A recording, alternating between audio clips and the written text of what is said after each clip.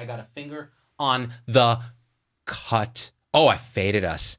If you could see that, Angelo, you'd just be like, oh, look at the smooth fade. Oh, it's so good. It's delayed over there. All right, guys, come on in. We're talking with Dr. Angelo DeLullo about awakening, but we're also going to have a hell of a good time. This is just for supporters, but we may release it to the public eventually. So mind your P's and Q's, Angelo. Am I right? Yeah. I am right. Yeah, we won't talk about taints. But see, if you're going to talk about awakening, you have to talk about the gooch, the perineum, the taint, because it taint reality without the taint. Well, a lot of people think that the spiritual center is in the hara. It turns out it's actually in the taint. That explains so much Buddhist iconography that I've seen in Thailand. Like, it's all these massive taints made of gold. Right, gold taints. Have you noticed that? Is that part of the sort of, like the Heart Sutra? Is it about the impermanence of the taint? Most people don't realize that, but that's exactly what it's about. We're here to talk to Angelo about awakening. We did a show yesterday. He wrote the book, Awake, It's Your Turn. I linked it to the thing. Supporters know about this guy. He's now my new favorite person in the world. We've been hanging out so much. It's like, you know, what's your favorite non-pornographic magazine to... No, okay, I'm not going to do that Step Brothers thing because you actually have to see Patience. And actually, so do I. So let's see who's here. Erica Black. Let me pop out this live chat over here so Angelo can see it too. So much room for activities though, Risa. Okay, no power tools. I told you, no power tools. Valerie Douglas says, hi from Ottawa, Canada's capital. Our tulip festival was great. Whoop, whoop. I have tulips. I love tulips. Yeah. Do you really? I love them. They're beautiful. What is it about tulips that... Delicate, simple. They're rare. You know, they only grow once a year. Yeah. You know, and it kind of pisses you off that they only grow once a year. But when they're there, it's so wonderful, right? It's just... I noticed a few tulips growing out of my sister's lawn, like right out of the middle of the grass. And she explained that in England, I guess, it's relatively common to plant tulips in the middle of lawns. So, yeah, because you just mow them down, like during the rest of the year, you wouldn't notice them. But then in the spring, they come up in the middle of the lawn. So, interesting. I don't know how true it is. That's just what she told me. But it looked great. I sent my mom some tulip bulbs for her birthday. Oh, nice. And of course, my typical mom, she's like, this thing is just a stump. You sent me a stump. And then like a week later, she sends me a picture of these beautiful tulips. She's like, the stump got all tulipy. I was like, damn, woman, that's the idea. Let's see. Who we got here? By the way, listen to The Power of Now today, says Ashley Stewart. I listened to the entire book in one day. It was a fantastic day off today. Tell me about your conception of Power of Now, because I feel like it's a gateway drug for a lot of us into this sort of... Oh, it's a great book. Yeah. It's a very easy read. There's nothing heavy in it as far as terminology. There's no like rigorous spiritual jargon or anything like that. It's just very, very accessible. And he's really a masterful writer because he writes in this way that feels accessible, warm, easy to digest, but he's actually pointing in a pretty direct, like kind of non-dual way. So it's very difficult to write that way without using a lot of jargon or usually it's that. You can turn people off with like too much spiritual jargon or gobbledygook, or unless that's their interest. So if somebody's super interested in Buddhist doctrine, then they're going to love a book like that. But a lot of people would take a look at that and just be like, well, I'm not Buddhist, or I don't know if I resonate with Buddhist stuff. Right. But of course, that doesn't mean you can't wake up. It doesn't mean you don't have a true nature. Yeah, right.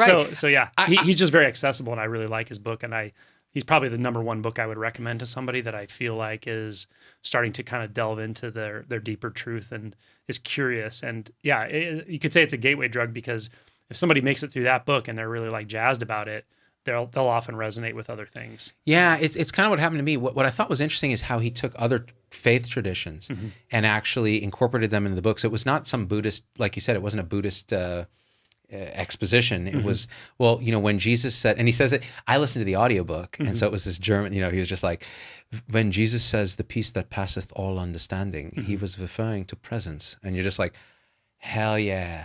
Like you keep just talking. Get into that, keep talking. The mellifluous tones of Eckhart Tolle. Have you ever watched him? Yes, I have. Yeah. So I've told people sometimes, if that I'm trying to point to unbound consciousness, like we've talked about in a couple shows recently. That it's really tricky to kind of talk about, but it's the kind of thing that's just so incredibly intuitive once you get it, once you remember it almost, right? But the way to kind of stay in that and just vibe with it once you've realized it, sometimes I'll tell people, look at Eckhart Tolle, don't even listen to him, just look at his face, look at his eyes. He that's what it looks like. That's what it looks like. It feels like to be in unbound consciousness. He fully inhabits it. That's how it looks like. He just stays there. I could be wrong. I don't know, but he just has that look to him. I once went up to him at a conference and I said, Eckhart, you have the kind of face that I just want to punch. I don't know what it is. Yeah, what did he say? He's just something like that. He said he punched you in the balls first, right? He got you first because he thought he gave me a quick lick to the ball, just pop right in the nuts, and then he said, whether you punch in the balls or you think of punching in the balls or the balls are punched, it will happen now. Now. Beautiful. It's a beautiful teaching. He was pointing as he was punching. It's a visceral teaching. Yeah. Right in the testicles. He got a rise out of me. I mean, in terms of the testicles, rose right into the abdominal cavity, where they are at a 45x higher risk of testicular cancer. Did you know that? Undescended testes. So often you did know that. You're a freaking doctor. You're an anesthesiologist practicing. Yeah. Let's see what we have here. We're talking about power of now, Afton. Carissa Davis, I did my BS in biology and my PhD at the College of Medicine. Wait, what are we talking about? Oh, these guys are talking to each other. USF College of Medicine, working on a second master's, Claire B. Healthcare analytics. BA is in religious studies and MS is engineering management. Quite a mix, huh? What do you think of that kind of polymath where religious studies is kind of thrown into the mix? Wait, what? Religious studies and what? So religious studies, engineering, and some other stuff like the hardcore sciences, healthcare analytics, religious studies, MS in engineering management. That's interesting. It's interesting, right? Yeah. I mean, I had a degree in philosophy in undergrad, and when I was doing my pre-med, so I had a bunch of science classes, but my major was actually philosophy. So did you do it in philosophy of groin? For the philosophy of taints. Philosophy of taints. See, I always found the taint philosophers to be not. There was something about them that it wasn't really truth they were searching for. Yeah, it was kind of like not this, not that, like not the. It's not the balls. Something in between. It's not the anus. It's kind of like it's really the true meaning of the middle way. The middle way, exactly. Like when you're looking for the sense of self, you're saying, well, okay, it's not this, it's not that. When you're looking for the sense of taint, it's not this, it's not that. Did she mention anything about IT or technology? Healthcare analytics. So this may or may not cross over, but it actually crosses over reasonably well because this is sort of an IT thing we were talking about earlier, is that a lot of people are familiar with Microsoft Paint, right? But not everybody's familiar with the newest iteration, which is Microsoft Taint. Oh, It's the 64-bit version, right? It's the industry standard now on taint reconfiguration, right? And so it's a big thing because people have been going to plastic surgeons for years now, getting their genitals, reshaped and surgically enhanced, and paying cash to do that. And the med spas are doing the anal bleaching and so forth. But everybody overlooks the taint, like they just totally ignore it as if it's not there, right? To many people, I feel it might as well be not there. It's like an unmet need. It's like you have a perfectly waxed groin, but then a very fuzzy nether region that. Right, and so with the Microsoft Taint connected with the 3D printer, we're actually starting to be able to print 3D replicas of taints for people who just were never satisfied with their taint. There are people who are born congenitally without depth perception, and I find that they're taint blind because the taint blindness occurs because they are unable to detect the gradations of distance. Now, you would argue as a non-dual realizer that distance is in fact a construct, but as far as taints go, as far as the relative world, I mean, a 3D construction of a taint. Yeah, I mean, some people are just they're unhappy with their taint, and we're talking in the relative now. I mean, it's a dissatisfaction with the length of their taint or the shape of it, and we can completely restructure that now technologically. So, Linnell Story says, "Stop talking about taints." philosophy degree. Oh, it makes sense. He's so good at this. Oh, Lizette, that's nice of you. Okie Westbrook. I like how they're having a total separate convo than this thread. I know you guys are like talking about like engineering degrees, and we're like, well, the thing about the taint is when you 3D print it, what do you make it out of? Like, is it made out of plastic? Is it a polymer? Like cadaveric taints. Cadaveric taint transplant. So it's like, do you get to pick the body? Like, you're like, you know what? I think that person looks like they had a great taint. Allotaint. An allotaint. It's an allotaint graft. It's a graft versus host sort of scenario. I was going to say, you're an internist, so maybe you could explain that to the audience. Well, all I know is the amount of cyclosporin it takes to prevent rejection of a taint. It's more than exists in the particles in the universe. Like, you need that many grams of cyclosporin. And it's actually a taint versus host Taint versus process? host. Taint versus host process. And the thing is, who are the hosts? The balls and the anus.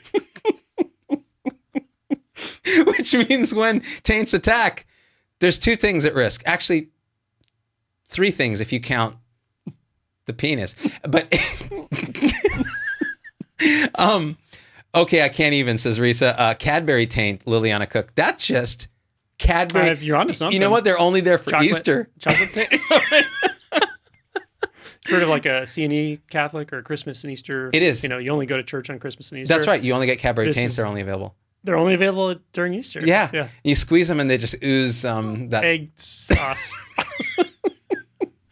Chocolate sweet egg sauce. We've been recording like the deepest, like most crazy spiritual stuff today. And we had to go off the rails to compensate. And then we're just like, let's go live to supporters and answer their questions. But then their questions are like, I hate you. You don't answer my messages. And I'm like, well, then we're going to talk about taints. We're talking about taints. And it's 24/7. Like, it's nothing but. Wall-to-wall taint. That's right. Janet sent us some money for taints, 200 stars. We're still on Taintsy, says Amanda de Philippus. When taints attack, Afton Ford. Can you guys sing Tainted Love? Rose, are you ready? Okay. Don't touch me, please. I cannot stand all this taint cheese. I love you when you taint so long. Oh, tainted love. That was present. That got me all starry-eyed. That was present as fuck, dude. By the way, just FYI, all seriousness, like this is one of the most awake people I've ever met in my life, and he can still talk about taints. So anybody who says this shit isn't for you, that's all I'm saying. Let's see. Easter egg Reese's are the best of all the Reese's, Vanessa. Yeah, that does sound good. Easter egg Reese's, but good. Peanut butter in an egg. I don't know, man. How do you feel about that? It's a bit of a crime against nature. If nature could be represented by a legal firm, what would the firm be named? I'm drawing a blank on that. The law firm of Acorn, Pickle, and Haystack. I have no idea. That's good. It's pretty good. That's really good. I mean, they only represent nature or natural crimes. Natural crimes. Let's see. I am thinking Coneheads, says Rebecca Perez. It's soft cell beware, says Dave Rope. See, we crushed soft cell. We crushed them. They're going to be retweeting this shit in the morning. You know what? They're going to be. If they're still alive, I don't know. If they're still alive, because they might have just decided it's not worth living when we've been outdone. You know what? They're going to rename themselves Soft Sold because they no longer soft sell. They can't sell. You know what I mean? Let's see. Don't mention COVID, Carissa Davis. That's one thing we have not mentioned in the entire time we've been together. Mentioned the word. We did not mention the word. We basically wear masks on our buttholes because that's the only place that you need to mask. That's it. I think the CDC new rules are the only requirement for masks now are on the taint. Double masking on the taint? Because there was like a case report in Wuhan of a young boy who actually contracted COVID per taint, and they don't know what the source was. That's the thing. But they know it came from the taint because of the genetic signature, and it was a complicated thing. Was that the one where they were concerned it might be COVID taint by proxy?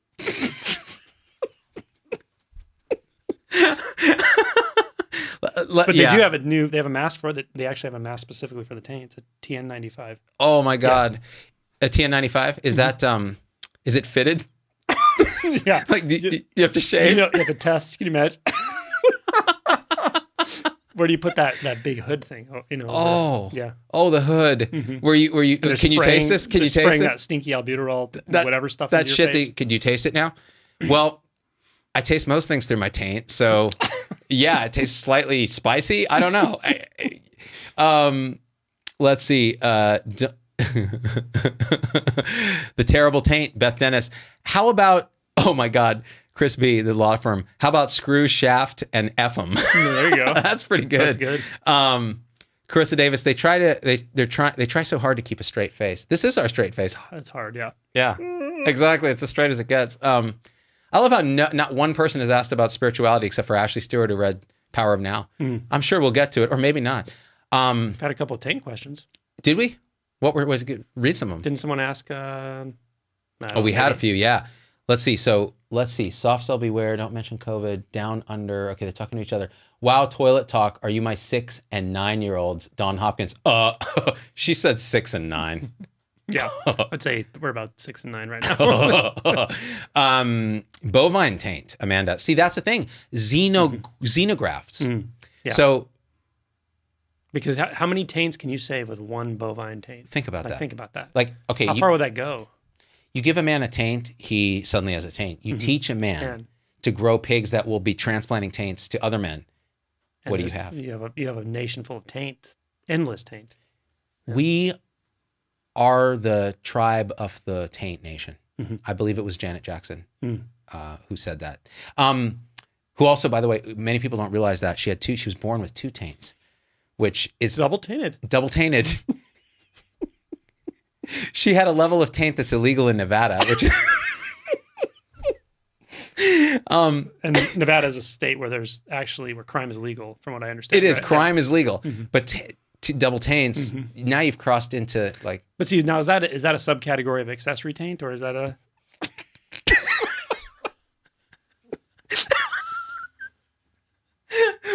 Would you consider it polytaintia, or is it actually just another taint? Can you describe, we should be serious for a minute. So, okay, when you were a med student, I think you mentioned you had an MRI, like for some reason, just, I don't know why. And you said that they noticed something about your homunculus that was a little bit different than... Yeah, so this MRI, it was part of a trial at UCSF where they were actually able to visualize the homunculus, the part of the brain that represents...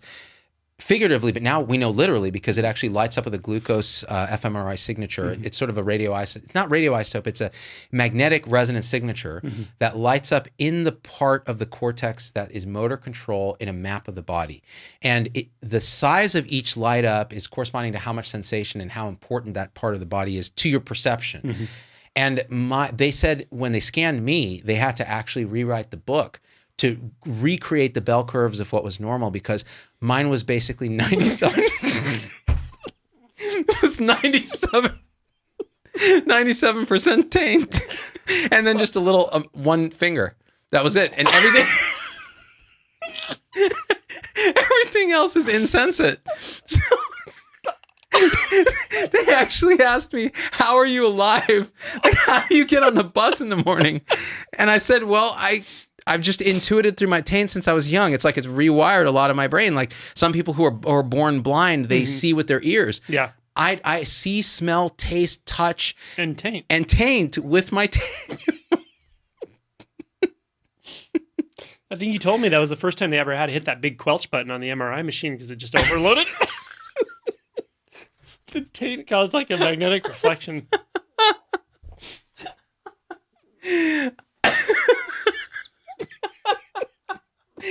I love that you called it the quelch button. I'm going to quelch this MRI. I don't even know that that's a word. But it's good. It's really good. Oh my God. I haven't laughed this hard in a long time. I think I might be enjoying this a bit too much. Ashley Stewart. That's Ashley because you're spiritually awake. Probably should stop smoking that stuff, Mary Steener. This is the funny thing. Do you do any drugs? No. Not at all, right? Nothing. Yeah, I don't do anything right now either. I don't even like to drink anymore at all. Tell me about what drinking feels like in your state of current awareness. Like, what's that feel like? I mean, I notice the effect on the body. Like, I get a little relaxed or whatever, even lightheaded if I were to drink like 2 or 3 drinks. But I don't think it affects me outwardly as far as like my speech or my ability to function or anything like that at that level. But even now, even with 1 or 2 drinks, like it just feels, it makes the body feel a little bit off. I would say it almost like feels a little toxic, Ah, but it's very subtle, and it's probably something I never noticed before. But now it just makes me feel just a little not good, like almost right away. It's odd. It kind of surprises me because for years I was able to, have an occasional drink here and there, and it was always just relaxing. I didn't think much of it, but now it's just like distasteful. Have you noticed that as a common pattern of people who awaken? I would say generally speaking, yeah. Do they all become You just vegans? become You're not a very vegan. no. Yeah. No, Okay, you good, become because- very sensitive to things though, intoxicants and Yep. Taint toxicants. Did you know that the scrotal skin is 40 times more absorptive than any other part of the human body? I didn't know that. And so if you put like you always talk about nitro paste. Mm-hmm. Nitro paste is child's play. If you really want to stop chest pain in its tracks and drop the blood pressure precipitously, scrotal paste. Like 1 inch of scrotal paste right across the nutsack. You're an anesthesiologist, You'd be giving pressors right after that because it would just bottom them out. Rose says, I'm finding I can't drink anymore, I think because I'm old. Maybe we're just old. I could be old. Yeah, that's possible. Let's see. Okie Westbrook is talking to someone else saying, no, this is what nerds do. Thank you very much. Right? Right on the money. She nailed it. Nailed it. Thank you for seeing me. Thank you Yeah. for seeing me. You know what? All things just want to be seen for what they are. Angelo put that in his book. And you just saw Angelo. Okay? Now the little man-child that was repressed, that had never been seen, is now out. Taints out for Harambe. I mean, just full. I don't know why I'm looking at the camera when I had the camera on Angelo. That's I have to multi-taint task, like constantly. Beth Dennis says, I am not seeing scrotums. I am not seeing scrotums. That's what we call an affirmation. Yeah, right. Yeah, like the Lord's Prayer. Jamie Vance, opinion on free will being a social construct. I struggle with this and would love to hear your thoughts. That's a great question. Yeah, we addressed it in a show we recorded today that you'll release at some point. Yeah. But it's a very triggering subject for people. And so I'm careful to how I talk about this, who I talk about it to, and basically that. So the reason is because it's, for one thing, it's very counterintuitive to say you don't have free will. It just doesn't make sense. You're like, well, of course I can sit here and I can choose to stand up and then I can pick up a glass and put it to my mouth. Like I'm choosing to do all that, right? It seems very clear. So it kind of fails the common sense test or the common experience test. So in that sense, it can be kind of off-putting to hear about like non-doership to somebody who hasn't really sensed into that aspect of realization. But in another sense, it sounds like a metaphysical comment. Like I'm talking about, this is the nature of reality. And in the nature of reality, there is no, but that's not really how this plays out. It plays out in a very experiential way. So as this realization clarifies, as this portion of it that we were talking about today, where equanimity comes online, where you stop feeling this relational matrix with the world, with what you perceive to be the external world, where you're pushing and pulling on experience and trying to manage life all the time. When that kind of settles down enough till it sort of collapses into itself, and there's really just presence or equanimity, at that point, things start looking really different. There's no concern over whether I have a choice or not. You just don't obsess about all those thoughts about what I could do to make this different than it is, how this should be, what I'm going to do in the future. You just act now. Because anything you do now is the only thing you can ever do, and the only way you're going to shape the future is acting now. And that becomes so incredibly obvious that it's almost like the whole environment acts now. The environment acts, the environment moves, the environment chooses. So there's no separate chooser. There's no sense of, I have to make a decision and there's pressure on me to do so. It's just like, oh, presence. It's just flowing, simple, no second guessing, no hesitation. So hesitation is replaced by spontaneity. Spontaneity. And I guess I can summarize that by saying the question of agency and free will becomes moot when there's no doer, when there's no self to do that, to make that decision. It's just things are happening spontaneously in this moment, which is the only place it can happen. Is that about right? Yeah, but I wouldn't even say it's happening in anything. The sense of momentness is just this presence. There's no reason to call it a moment, because when we call it a moment, we're extrapolating now from the past and future. So Eckhart Tolle, plug your ears. There's no now. There's no now. There's no later. There's no past, no present, no distance, no self and other. That's non-dual. That's non-dual realization. And from non-dual realization's standpoint, which is not really a standpoint, there's just what's happening. It's like just flow. just this, just appearing. I've heard Locke Kelly say that even this idea of the present moment is a construct of time. It's a dualistic construct of the mind. It's really like you said. It's exactly what you said. I can't say it like that. I mean, if I could open up your brain and dissect out the whole belief in a future and just take it out, and then dissect out the belief in a past and take it out, what does present mean to you anymore? There's no need for that. It's nonsense. There's just what is.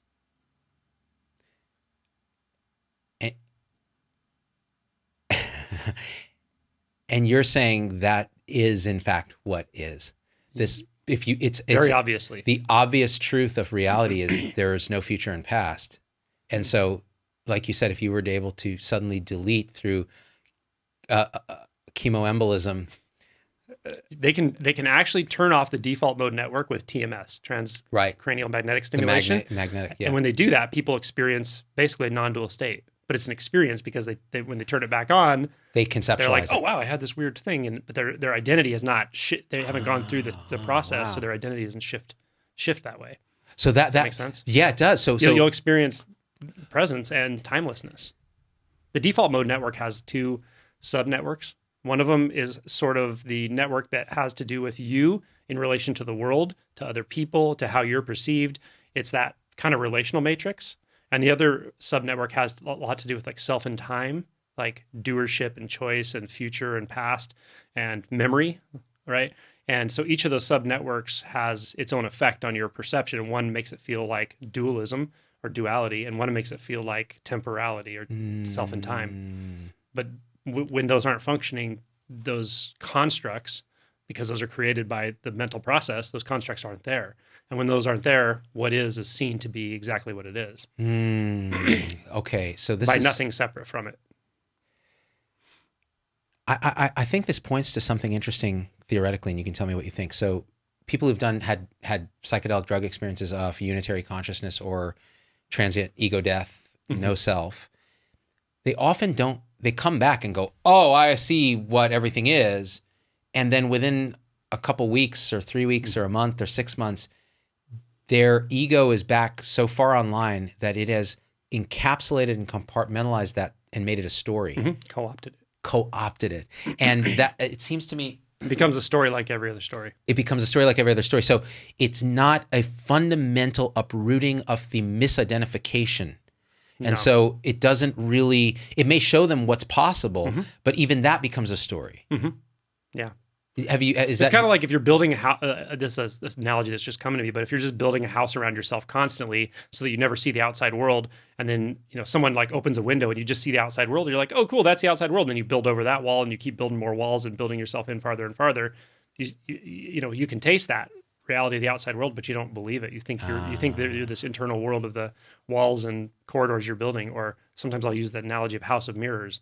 The world of thought is kind of like a house of mirrors, right? Past, future, problem, solution, problem, solution. Reflecting. Yeah, I'm good, I'm bad, I'm good, I'm bad. I'm a good person, I'm a bad person. Right. Man, when you really dive into it, it's so obvious and also horrible. It is, but you also get the signature of the way thought distorts experience. Yeah. And you start to pick it up and be like, oh, I see what it is. And I guess you could say that your apparatus for experiencing, let's call it, the body mind, learns, and what that is, it learns that signature, and it recognizes that there's no need to take identity from it or cues about identity from it. So you kind of lose interest in it. I guess you could say. Yeah. There's some great comments coming in now. So Juliet Pink says, speechless, Z-Dog, me too. Pretty hard comprehension. If you're in the now, we can't remember this conversation to reflect upon. But we do form memory formation in the now, which is a remarkable aspect of humans, isn't it? How does that work? Nobody knows. Yeah, good. Yeah. I'm glad, because if you were to make up some bullshit, I was gonna have to come over there and just like it was gonna be a taint off. Let's see. The guest camera is having a seizure, constantly refocusing. Oh, you know what? Let me lock the focus on the guest camera. Geek Sky, I'll do that for you in a second. Now, someone else. Let's see. Here, while I'm fixing the camera, I'm going to show you that, and you can pick a comment there and read their name and go for it. Okay. Let me find. So, any good comments here? Let's see. Before that, I saw a good comment and I lost it. Hold on. But what? Okay, here it is. Lizzie Magoo on Locals. Magoo, what about responsible planning versus the consequences of acting exclusively in the present? Does that fall apart in being in nowness or presence? Planning just happens now when it's appropriate to happen. And so it'll be an activity of planning or an activity of, like you'll say, hey, Angelo, when do you want to come back? And I'll say, so-and-so dates are open. And you'll say, let's choose this date. And I'll say, okay. And I write it in my calendar. Done. No thoughts and that's passed. It's gone. It's gone. It's a momentary happening. Planning happens now always. I saw a quote recently that was really good. And it said, we think about what would happen if we went into the past, like if we were time travel in the past, like in a sci-fi movie, and mess up the present. But we don't think about what we're doing in the present messing up the future, in a sense, right? Yeah. We believe it's this other thing instead of just paying complete and full attention to what we're doing right in this moment, knowing that is the future. It's what you would call the future. You're creating reality right now. And then the closer you get to that, the more you see reality is just creating itself. Right? The choice making is just coming up and appearing as this moment. As this moment. Mm-hmm. This idea that planning occurs... And even choice making is a sort of a complex construct. It becomes so simple that it's just sound, movement, color, shape, form, sound, movement, thought, color, form, sound. Life gets that simple. And it's quite enjoyable, strangely very enjoyable. And yet you function perfectly well, if not better than well, in the quote-unquote real world. Good enough. Good enough. Good enough for government work. Mm-hmm. Good enough for a taint transplant. What are the disqualifications? It does have side effects, I would say. Yeah. So it definitely changes your ability to perceive spatial orientation internally.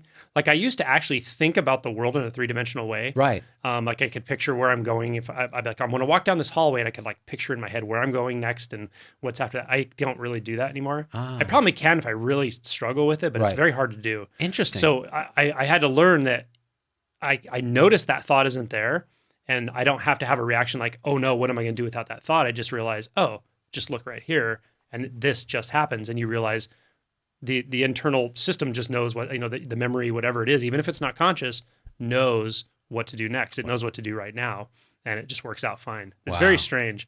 Memory's different too. Like people will say, hey, do you remember that? And it's completely blank. I'm like, I don't have that memory right now.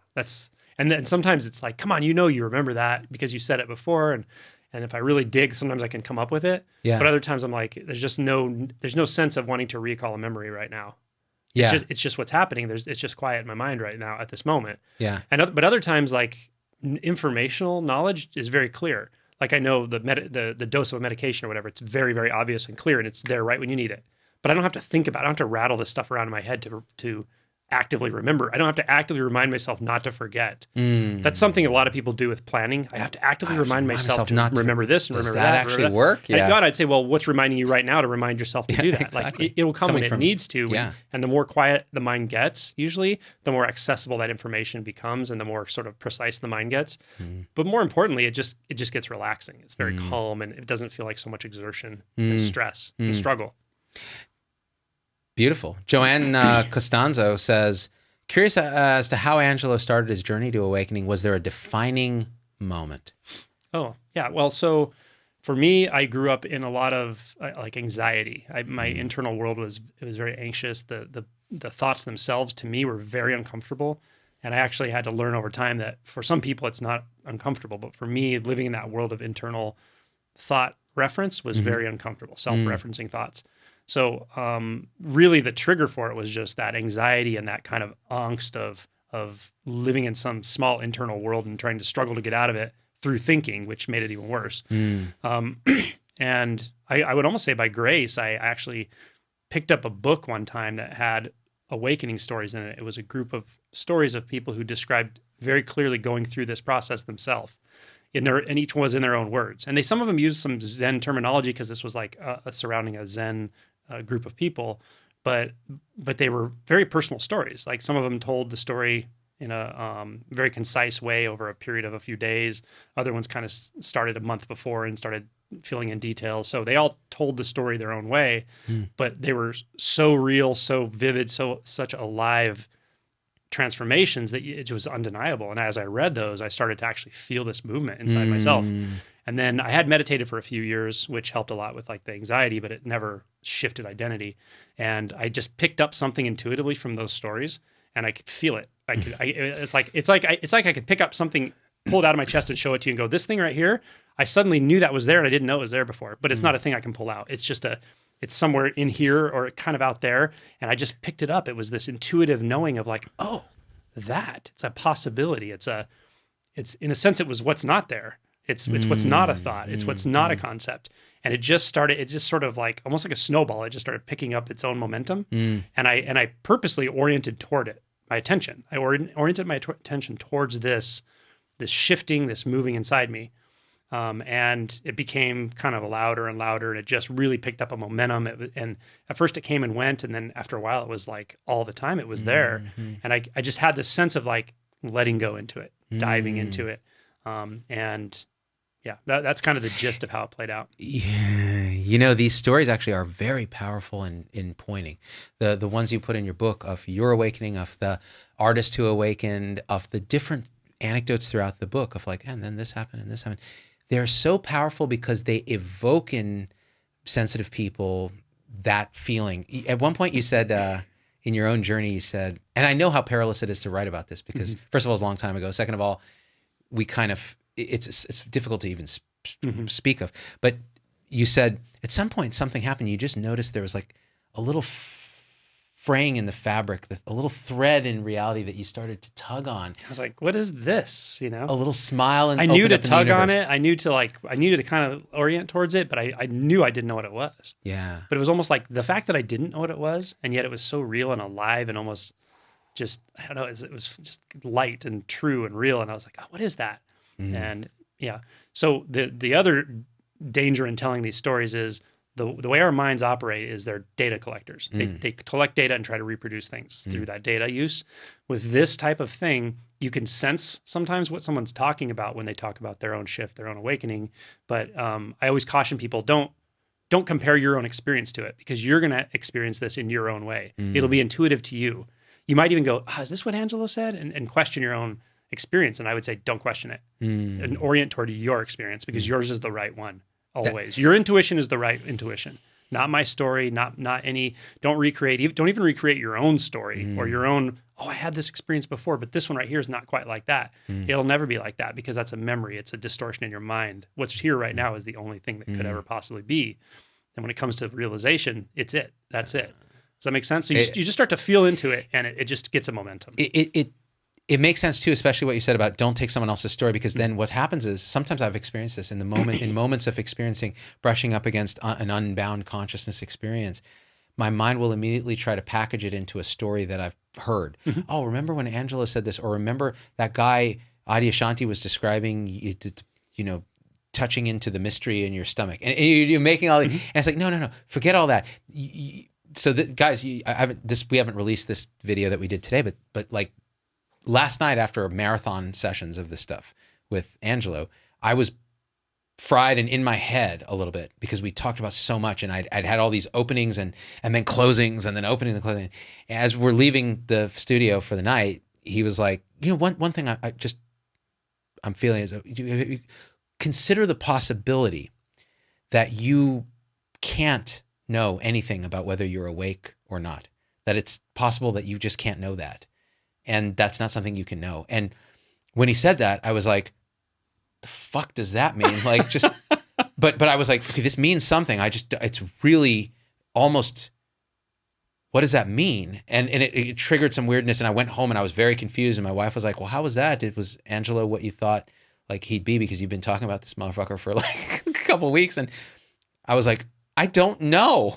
Like, I'm so confused. Like I went to bed, I woke up, meditated, came in here, Angela and I connected again. I asked him to point again.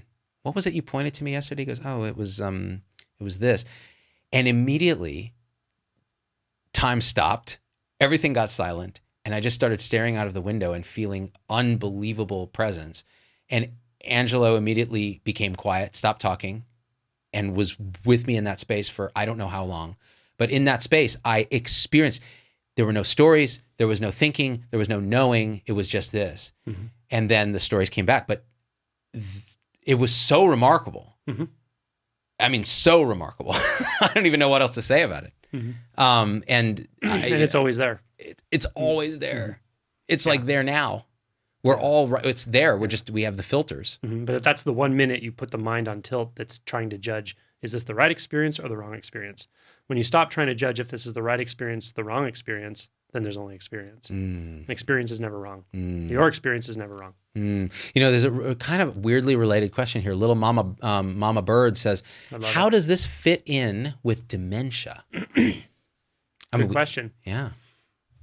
I know at least of one person who went through this process many years ago and had dementia later in life. Started with Parkinson's and then got dementia. It was a reasonably famous Zen teacher. And I didn't see him when he had dementia, but I did know people who went and visited him, and they said it was amazing how much equanimity he still had, even though he was confused and shaking. And but they said you could still feel the presence with him, and he was very, very at peace, even though his presence of mind was not great.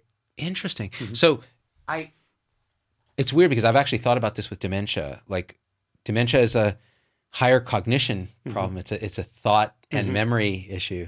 So in a way, you wonder if some people with dementia are just operating at that base level of awareness that actually is free of that, or whether they're experiencing distortions of a different kind. Yeah, I think to some degree that is the case. And I've been around a few people with dementia that don't have a super active kind of mind, like there's no hallucinations or anything, and they're actually quite present. You know, it's a very simple thought process probably that's going on, but they're very present actually. So, yeah, that really speaks to the nature of suffering for them and what it is, and is it there, and how's it there, and so on. Yeah. Listen to this, Erica Black. After pretty much falling asleep listening to you last night, I had one of the best nights of sleep I had in a long time. I don't know how to interpret that. Either she had a nice spiritually calming sleep, or we were so boring. Put her right to sleep. Put her right to bed. Yeah, it's like a lullaby. It's like Ice. I believe it was Ice Cube who said that. Put her butt to sleep. You know. I had a friend once who I was writing emails. I wrote emails to a group of people about this topic, kind of non-duality. And it wasn't even that many people, 30 or 40 people in this email stream. And I would just write stuff a couple times a week. And it was someone I worked with, and she saw me writing the emails, and she said, "What are you writing?" And I said, "Oh, it's this stuff, this non-duality, whatever." And for whatever reason, she's like, "Oh, will you send it to me?" And I'm like, "Sure." So I sent it to her, I put her on the list. And then a couple of days later, she told me this funny story. She said, I was at home and I opened this and I started reading what you wrote. She goes, and I had no idea what you were writing about. I didn't know what I was going to read, but I'm starting to read it, and I got a few lines in, and I just remember the thought that said, I don't understand this. This doesn't make any sense. It's confusing. And then she said, and then I took a nap. Or she's like, well, I didn't really take a nap, but I wasn't there. I was still sitting up. And then when I came back, I was like, well, oh, that's my dog, so this must be me.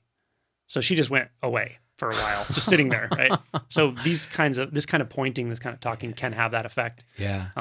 But some people actually get really, I've had this happen to me as well, where I'll be talking to a group of people and someone will like go to sleep like instantaneously. It's really weird, like go to sleep and start snoring. Wow. Yeah, sometimes the body mind has no way to process this except to interpret it as I'm falling asleep. Oh, wow. Or it's almost a defense mechanism from hearing something that's like really direct kind of pointing. Wow. Yeah, and I've heard of other people experiencing that as well. Dude, yeah. that's sometimes it'll just put you right to sleep. You're just like I'm interpreting that as just straight pimp shit right there. That's pretty amazing. Yeah. Or just I'm dreadfully boring. Well, that's been there's the that story of my life. I mean, you are anesthesia. You put people to sleep for a living. Right. I mean, yeah. It's the relaxing voices, says Erica. Or it's the relaxing voices. I don't know. Let's see. Joanne Anderson says, I have so much fear. Boy, I'm finally coming back to Facebook comments. They were garbage for a minute. They were all ganging up on this guy who was being a clown. I just banned him, by the way, while we were talking. Was he a member of your group for a long time? Or? I have never seen his name. Never seen him. But, well, apparently that was the problem. Is I never answered his comments. Right. I don't know if you're that attention seeking. It's kind of a bad tribe to be in because I'm so much of a narcissist. You're never going to get my attention. So what was she saying? I have so much fear trusting my gut. I know there's a driving force behind it, but I'm watching it so closely, I think I distort it. Joanne Anderson. Mm-hmm. How are you interpreting that? I would say trust yourself at whatever level feels the most comfortable for you in the moment. Yeah. So sometimes our attention's much more up in the head than down in the heart or in the gut. And it can be as simple as just slow down a minute and ask yourself, where is it that it feels like I am? Where is it that it feels like I'm inhabiting right now? Is it a space inside the head? What is it that's looking through the eyes? What's the center of what I take myself to be right now? And then just rest in that. And sometimes just resting in that, it will calm things down. It will relax things enough that the attention can kind of come downward or move downward into the heart, into the chest, and even deeper. But it may take some time. But I would say don't force it. Don't try to force it. And if you feel, you can also do some emotion work if you feel mistrust, because you mentioned the word trust. So you could inquire if you feel like it, if it feels relevant. You could ask, is there something I mistrust in my life? Is there something about myself I mistrust? And just be quiet after that. Just let the answer come. You might find out, I don't trust myself, but why? Do I need to not trust myself? Like what is it?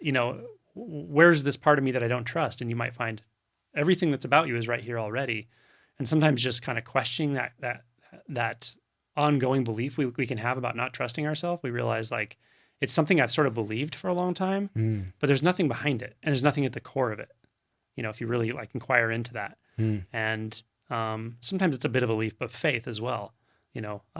Trust is like maybe I don't trust something experientially. I don't trust the feeling in my gut, or I don't trust the feeling in my chest right now. And you can give yourself permission to not trust it. So you can say, I don't have to trust that. It's okay that I don't trust it. What does it feel like to be okay to not trust this moment right now? What if I go into no trust? What is no trust? Where is that? Where do I feel that?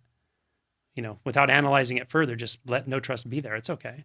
It's hesitation. Hesitation is an emotion. It's okay. So where do I feel hesitation right now? Or maybe I feel a little angst or anxiety, but where do I feel that? What if I let it move through the body? What if I just let it inhabit this space that I'm in right now and let it just move? How does that feel now? You might start to feel a little more expansive, a little more like things can move and shift within you instead of blocking off one part of our body and going, something's wrong because I can't get down there right now. So these are just strategies to start investigating the emotion body. And it's kind of like give yourself permission at each level to feel what you're feeling. So if you start by feeling resistance or non-trust, then just give yourself permission to feel it. It's okay to feel resistance sometimes. It's okay to feel non-trust right now. Can I feel non-trust for a minute? Can I just sit here with it and just don't struggle with that? Don't resist resistance. If you notice, I'm feeling resistance right now, don't tell yourself, and I don't want to feel that. Just say, hey, resistance can be here right now. It's okay.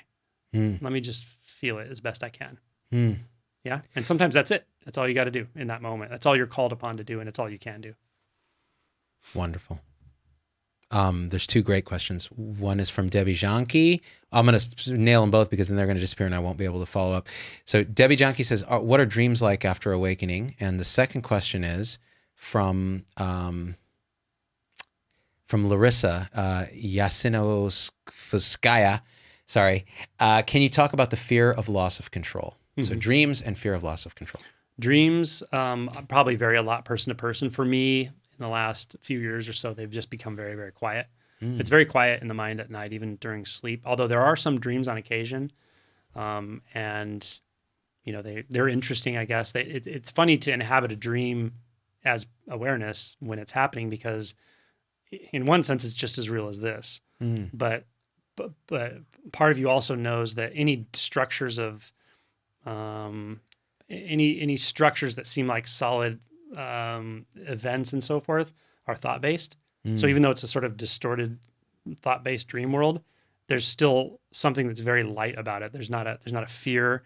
Like I can have what used to be a dream that would scare me, maybe like something that could be a nightmare in the past. It would have caused an emotional trigger, and now I can feel it, but it's just blissful. It's so funny. I have a friend who has gone through this entire process and lives in Singapore, and he wrote about sleep paralysis, and which is a terrifying experience. Oh yeah, I think I sent it to you. You were telling me about this. Yeah. So he had sleep paralysis multiple times, and after liberation for him, he said it just dissolves into boundless clarity. There's just an infinite penetration into the experience and just an aliveness and a presencing in and through the whole experience until it just dissolves. And that's how it feels. Like everything is so accepted, so non-resisted that you could say attention or presence just dissolves into it. Yeah.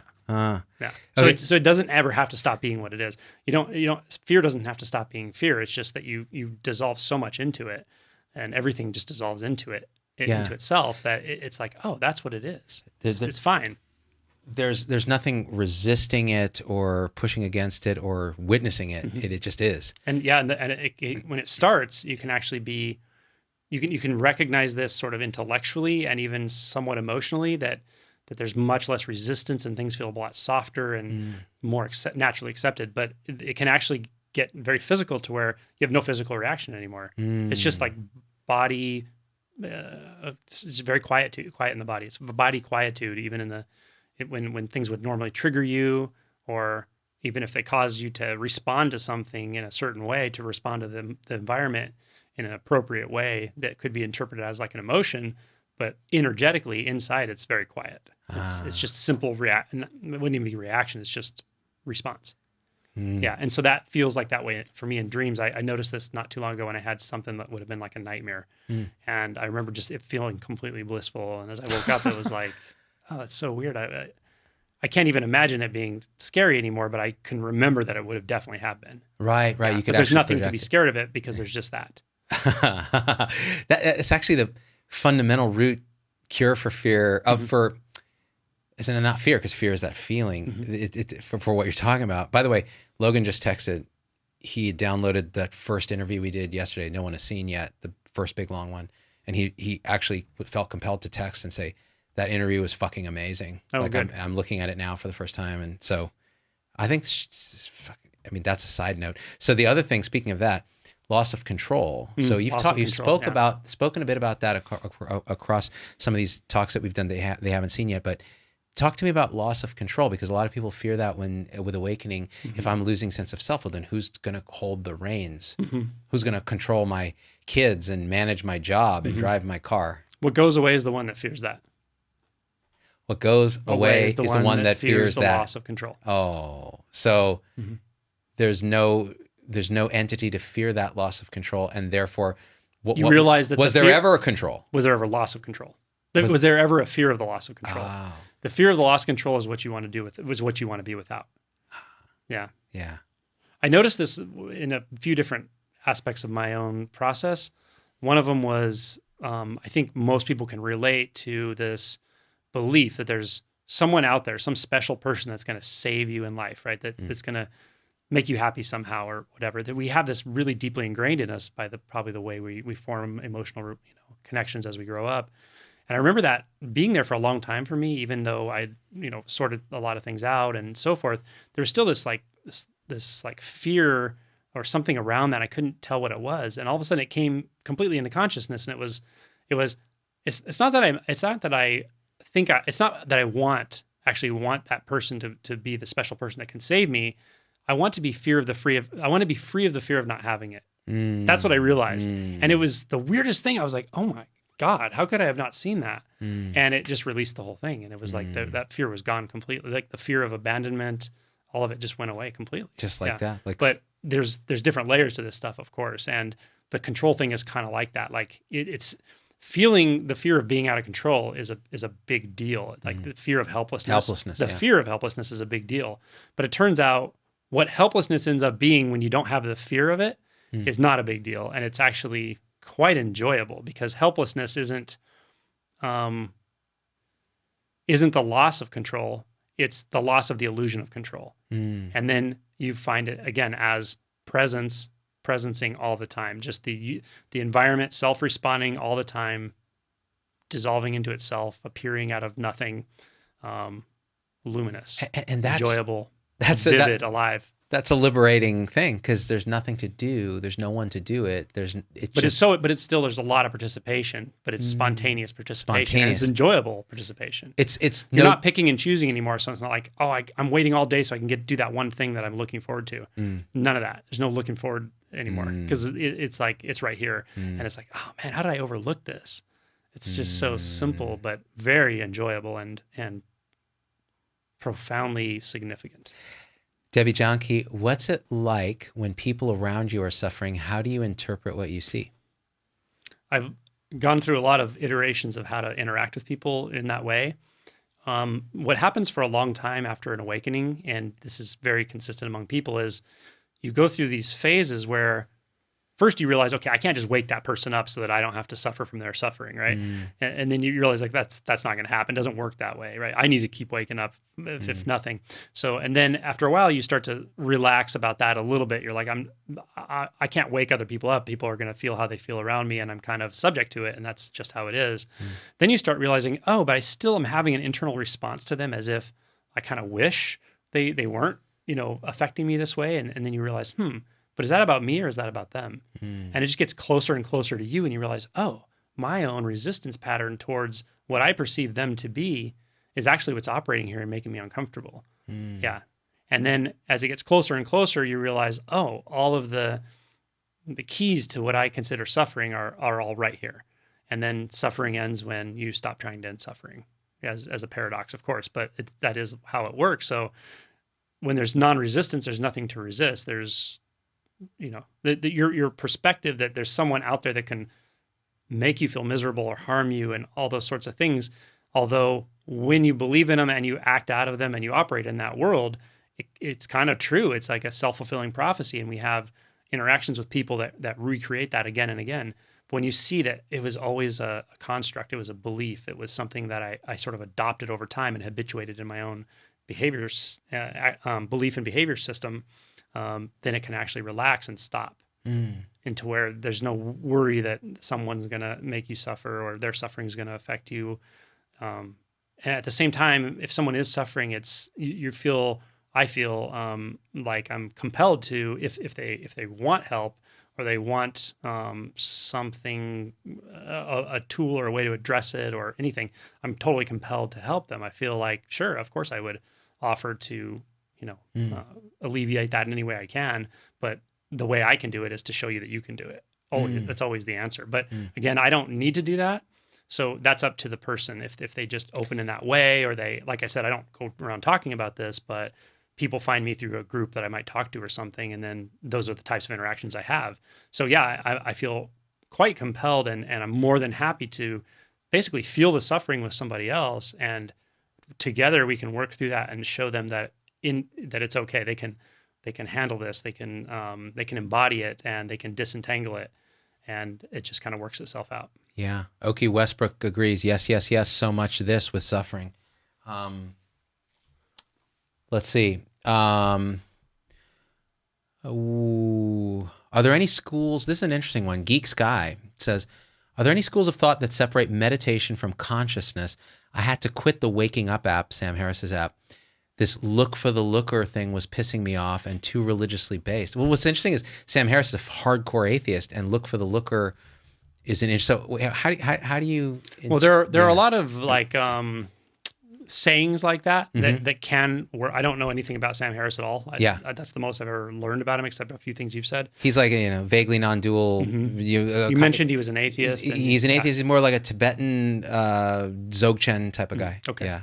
Yeah, so there are many there's many pointers like that, like things that you can say, hey, look this way and look that way, or put your attention here or whatever, and they can work for some people if it's at the right time, you're the right person. But often they work for a while and then they kind of stop, or you need something else to go beyond that, or an inquiry, a different kind of inquiry technique, or actually what I think is the most helpful is what I put in this chapter on inquiry is a fundamental understanding of what inquiry is, right? It's not a trick or a technique. It's not one question, right? The most important part of inquiry is what you put behind it. And I describe that in detail. Well, yeah. And then I also describe, there's a lot of ways to ask questions, and you can figure out your own inquiry questions, right? He thought of that question at one point, but you can think of your own, and you might find ones that work for you better than anyone else's. And then once you know that, then it's like, okay, well, there's what's driving the inquiry. There's a lot of flexibility on how to ask the questions, and I kind of go into different ways to ascertain which kind of questions might be helpful for you. And then what do you do after the question is really important, right? I broke it down into thirds, right? So so I really tried to break down the mechanics of inquiry so that you don't get stuck with this one technique thing where like that technique worked for a while and all of a sudden it stopped working. And I'm like pulling my hair out because I want it to work, but it's not working anymore. This we're talking about is not about one technique. This is about unfiltered reality, and unfiltered reality is, like I said earlier, it's like a deck constantly shuffling itself. So it's an aliveness that's always in the moment. So when I'm working with somebody, it always comes out of the moment. It comes out of the conditions of the moment. And often I'll tell someone, very often I'll say, forget everything you learned about spirituality, forget everything I've ever said about it, forget everything you think you know about it or any experiences you've ever had, and now we're in the same place because we're only right here. And we have no content, we have no, preemptive knowledge base. So now we're kind of stuck right here, and all we can really do is talk about what's here. And then we both realize very quickly we can't talk about it, but we can actually share it in a very interesting way. It's just obvious. Like when I'm not pulling anything out of the past, when I'm not pulling anything out of concept, when I'm not using any technique right now, what's here? Yeah. And so that's how I work with people is I can only work with you right now, really. You can tell me a story about an experience you had, and that's fine. But ultimately, I'm always just going to pull the conversation here because this is the only place there is. Yeah. So, and everything comes out of that. And the more here you get, the more presence you sort of embody, let's say, the more these natural questions, these turning words will just come out of you. You'll pick up your own like inquiries. You'll be like, oh yeah, I asked myself this question and I led myself back again and again and again, and it worked for me. So I would encourage anybody to like start to investigate what is the nature of inquiry itself. What is the nature of asking a question and just becoming completely open to all possibilities, to releasing even the need for an answer, and just dropping that question into infinity. Try that, and then try it with different questions. So you have the capacity to wake yourself up. That's the ultimate answer.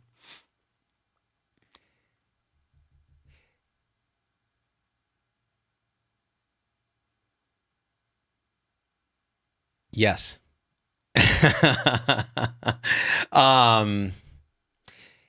Yeah, the chapter on inquiry, and it's towards the end it's at the end of the book practically. And so you're built up to this thing and then it's like, oh wait, what is this? Why would this work? I don't understand. And then you do it and then you go, no, wait. But then your instructions are so specific that you get to a point in your mind where you're like, there's a thought, and then let me look for who's having the thought, and then oh, there's a conceptual answer for that. There's no person here. That's a thought. Floats here. Well, who had that thought? Look for that. Oh, I have an itch. That's a thought. Then go back. And it in the process, at some point you inhabit the thoughtless. That place that a thought can't touch. I can't even put a word on it. Good. Yeah. It's awesome. We're just going to sit here and not talk for another half yeah, hour. exactly. We're gonna stare at the table for I started doing that at dinner. This is called staring at inanimate objects. Then they will think we're crazy. Oh, if they don't already. Speechless, says Juliet Pink. Joanne says, looking forward to using Angelo's app on Waking Up. When will it be on Android? What do you think, Angela? Pretty soon. Pretty soon. Okay. So the very nice, generous developer who wrote the first iteration of it just messaged me saying he's already, I think he already completed a switch over and he's getting it tested or something. Android is trickier. I didn't know this. iPhone, there's like, you only have to really do it for one set of devices, but Android, there's so many types of devices that it's a little more complex to write, but it'll be pretty soon, I think. So, and the app is called Simply Awake. Simply Awake. I think it's called Meditations for Awakening. Meditations for Awakening. Yeah. If you type all that junk in, you'll find it. It's such a groovy app, dude, because there's one track that I really love called No Location. And this is what Angelo does. He mixes in this really, initially you might be like, oh, what's this kind of like funky weird ass music that I made myself? Yeah, that Angelo synthesized. And it's kind of weird and it's a little otherworldly and you're like, what is this? But then as his voice settles in and you're there and he starts out very concrete, it's always like, right, hey, sometimes we meditate and meditation is hard and sometimes it gets real. And then by about 30% in, you're like, and then, the presence is there. So look for that. And then by about the end of the track, as you're winding up the speech part and it just goes into pure music, it's just pure, infinite contact. That's where you are. Mm-hmm. And I'm there with you in this space. And the music becomes just the music. It's just the music. It's just the sound hearing itself. It's really fucking awesome. and again, it may not happen the same way in the same fashion for everyone with every track, but when I started making this stuff, which was only a few months ago, several people gave me the same comment at first. They said it's interesting because when I like the music and I like listening to you, but I almost feel like I don't know which one to do. Like it's a little discordant.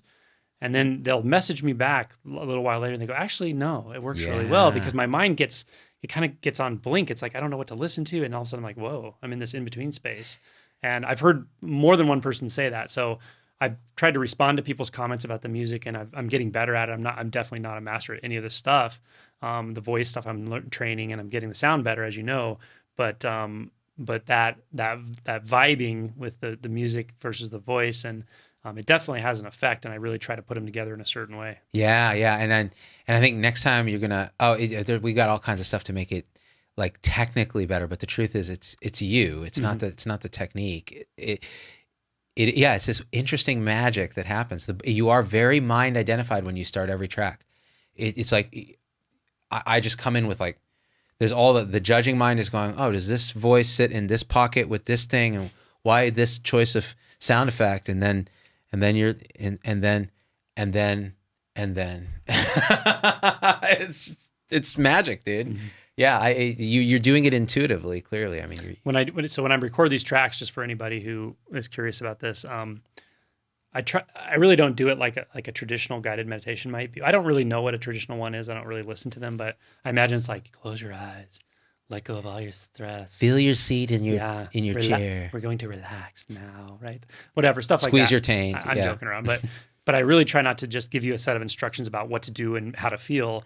It's more like I'm really trying to dial you in a different way each time to what I would call the natural meditative state that I know you already have, to where you can learn to really intuit yourself right into it, easier and easier. And that's really the kind of goal of it. It's not, I'm not teaching you a technique, and I'm not wanting you to be dependent on me helping you meditate. I want to give you a taste again and again and again until you just recognize it in yourself. You recognize it in this moment, and you know how to just pick it up when it vibrates right through you. Man. And it comes to you in the middle of the day for no reason. And I will blame you when I have to deal with all the emotional baggage that's going to become unrepressed. I will call you. I will scream at you. I will project it onto you. Actually, I'll try not to, because I'm trying to be a good person. By the way, the Facebook stream is nothing but a series of taint jokes. I love it. It's great. I love it. Basically, Taint My Fault, Erica Black.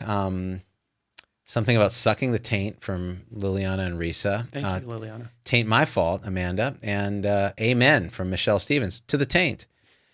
Feel your taint in your tainth power. To the tainth power. You know what? That's logarithmic. Well, the logs do not come out from the taint unless you have a fistula. True. Which, right. Nothing that a little surgical intervention can't heal. Yeah. What's your favorite thing about surgeons, by the way? I can't think of anything specific. Well, there you go. That's the right answer. Yeah. What's your favorite thing about surgeons? Nothing.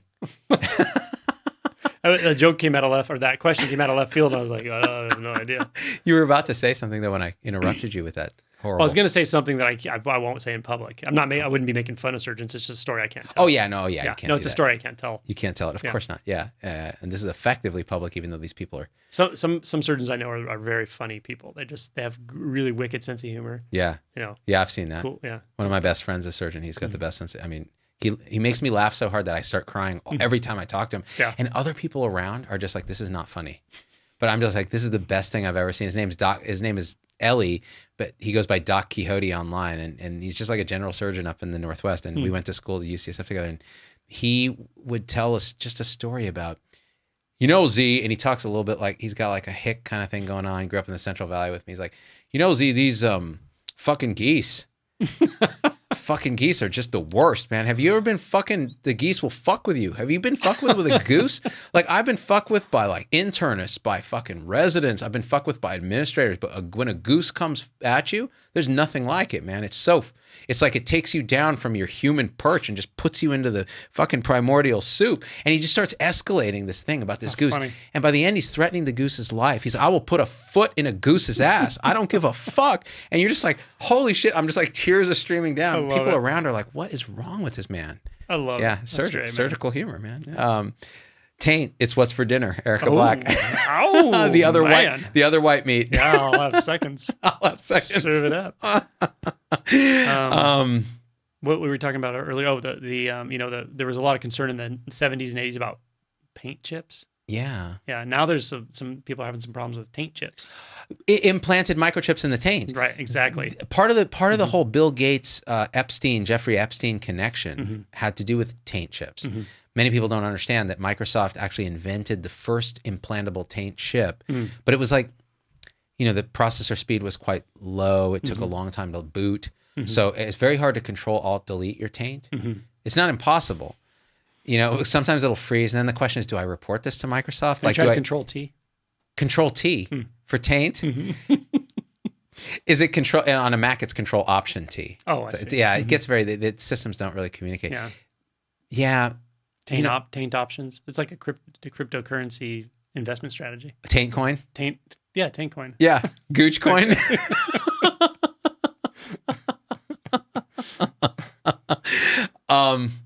Oh my God, Carla Lund. I have a broken arm right now from a goose incident. Oh my God. Shit. Holy shit. We got to hear about that. Yeah, I want to hear about it. Yeah, now we really want to hear about this goose. Type us a paragraph. Yeah, dude, exactly. Tell us how that fucking goose, because my buddy Ellie will put his foot in a goose's ass. We know a surgeon will take care of that motherfucker. Yeah, exactly. A gooseectomy. Yeah, that's right. Like, hey, a goose can't hurt you if it's in a bucket. Yeah, that's right. Steel heels, motherfucker. Yeah, that's right. Still kills too. Liar, liar, taints on fire. Erica Black. That's a good one. That's a good one. A fiery taint. Fire. IT geeks. Juliet Pink. We're coming 360 here, folks. Okie Westbrook. Does that mean we should wrap it up? What are you guys trying to tell us? How tired are you, brother? I mean, you've been at this for 2 days straight. Just really full fucking. God damn you, wake people. Look at me, dude. I feel like I've been punched over the face with Dharma. I'm just like, gunk, wake up, bitch. It's great. I'm punch drunk. I have a friend who does some non-duality talks. He's actually in the Bay Area, Paul Hederman. But his website's called Zen Bitch Slap. Oh, that's fucking great. So he's that's great. He's hilarious. He's a riot. I should get him into the studio. Do you know him? Yeah, I do know him. Oh, hell yeah. He's right in the Bay Area. Oh, Check out his videos and see what you think. He's really funny. Paul Hederman? Funny dude. Hederman. Paul Okay, Hederman. yeah. I'll ask you to send me a list of things. Today you showed me Anna Brown. Anna Brown. So she's a blonde chick on YouTube, and you're like, oh, another YouTuber. She's doing selfies. She's got the beauty filter on, all that. And then you hit play on the video. Yeah, and she you drops just go, some non-dual knowledge on you. oh shit. She just stares at you right with these, like the universe is looking at you right now. You're looking at yourself, calling you out. You're empty, motherfucker. It's vapor. You're just vapor. Yeah, you're vapor. You're vapor. Prove There's no to me that you. you're not. Why am I calling you you? Vapor. That's all. Vapor is vapor. Vapor. And then she'll go, and she'll grab a thing and it says Bubba Gump, like fucking Happy Juice. And she sips it. Anyways, fucking. Is that a sippy cup? Yeah. Where's my cut button? There it is. Ah, yeah. So I don't know. Maybe we should wrap it up. What do you think? Yeah, it's like almost. It's 8:00. He's woke. He does not need rest or becoming lethargic. Juliet Pink. I'm not sure that's how it works. Is it? No, Maybe? I rest. Yeah. I like to sleep. You're like Chuck Norris. You don't sleep. You wait. Yeah, I wait. No, I sleep. I love to sleep. Yeah, sweet. It feels great to sleep. Is going back to the taint talk a grasp for something tangible because we're getting too close to the present? Linnell's story. What a really profound. It's heavy. That's the heavy. deal, man. Yeah. Well, who started it? I mean, I didn't start the fire. Taint, liar, liar, taint's on fire. That was wait. Was that a song in the Broadway show, the play Taint Your Wagon? Did you ever see the movie Three Men and a Taint? No, I didn't. Or a taint runs through it? So I had a friend who one time, he's a military dude, and he's like, hey, you ever notice that some movies that are like mainstream movies, they kind of sound like porns, but the name of the movies just sounds like a porn, but it's not? He's like, like The Firm? bed knobs and broomsticks. And he just goes down this list. He's obviously been thinking about this. Milk. Yeah, like 2 mules for Sister Sarah. Oh my God. Yeah, milk. Yeah. Milk. Yeah. Anyway, sorry if that's inappropriate. Yeah. Well, taint no rest for the wicked, as Erica Black says.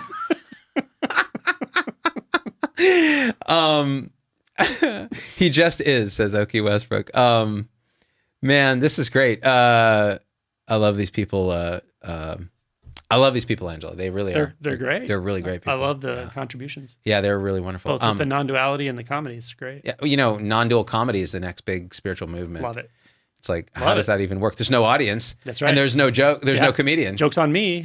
I'm on. It's an inside joke, and I'm not even in on it. There's no one laughing. Well, someone's laughing, but it's not me. What's the sound of no one clapping? Yeah, that's a koan. What's the sound of no crickets chirping? Yeah. Oh man. Taint Larissa.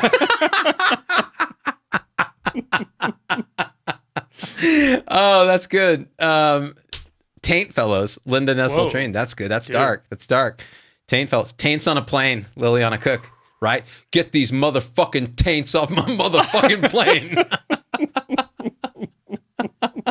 Any thought about releasing this to the main page is shot. I would just have to take clips of the woke shit you said and cut out all 90% of the taints. Stuff. Yeah. Tainted. It's tainted. The whole thing is tainted. This is a tainted topic. Amen to that. No rest for the wicked. Juliet Pink, Sandra Trevino, taint presence. It's all we need. That's true. Ooh. Be right. Get right. You get right with your taint and everything's right. It's true. Mm-hmm. Ram Dass said it, man. Be taint now. So. Yeah. Gandhi. Gandhi probably said that too. At the very end of the movie Gandhi, when he got shot, he says, "Oh, taint," and then he dies.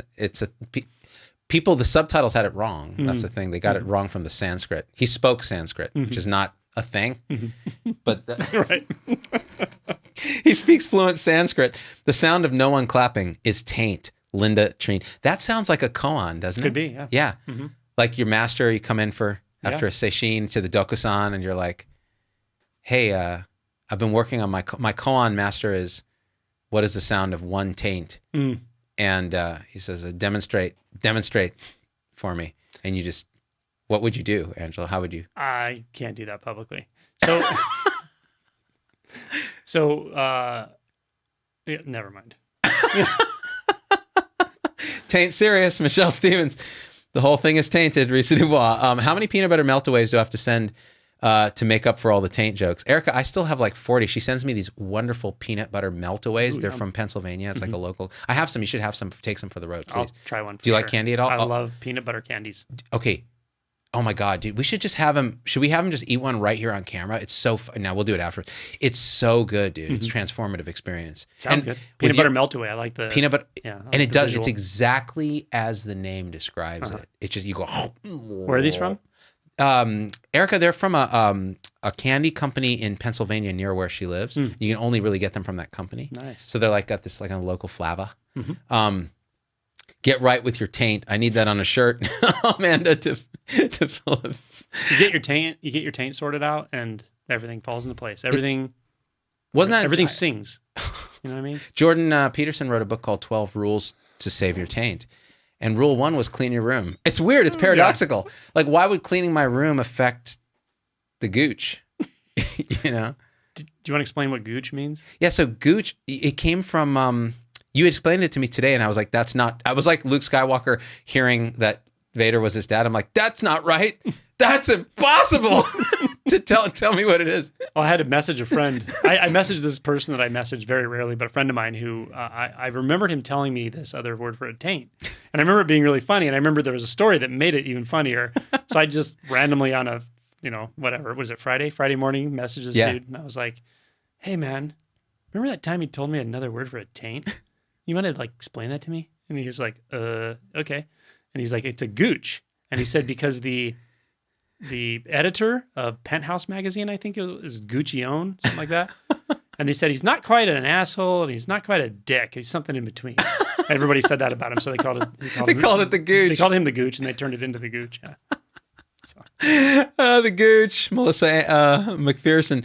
They're from Gardner's Candy in Tyrone, Pennsylvania. Erica Black says. Cool. Okay, Tyrone.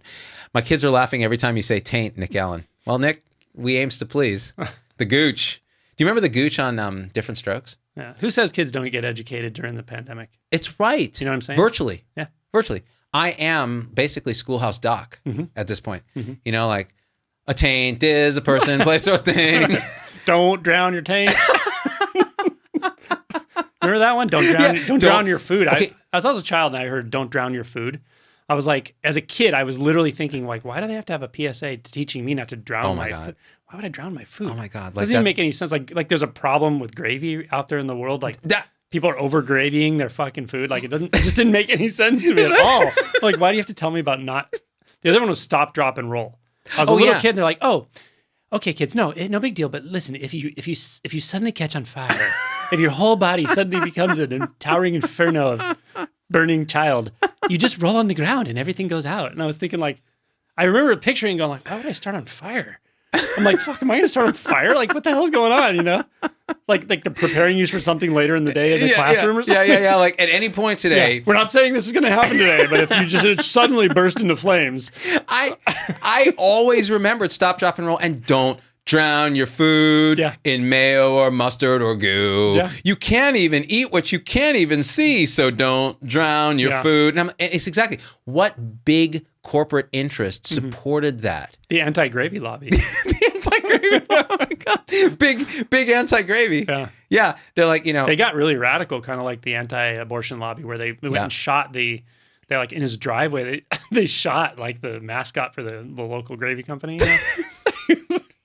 Did you see the old pictures on the newspaper clips where he's laying on the driveway, the gravy trails running down? It's tragic. Oh my God. Yeah. You know, Aunt Jemima got choked out on her way. By Mrs. Butterworth? By Mrs. Butterworth, who was actually secretly funding the anti-don't drown your food lobby because she was like, I bet they'll get that bitch Jemima if I just, you know, if it weren't for you meddling kids, I would have gotten away with it too. You know, she pulls it off and it's actually the fucking anti-gravy.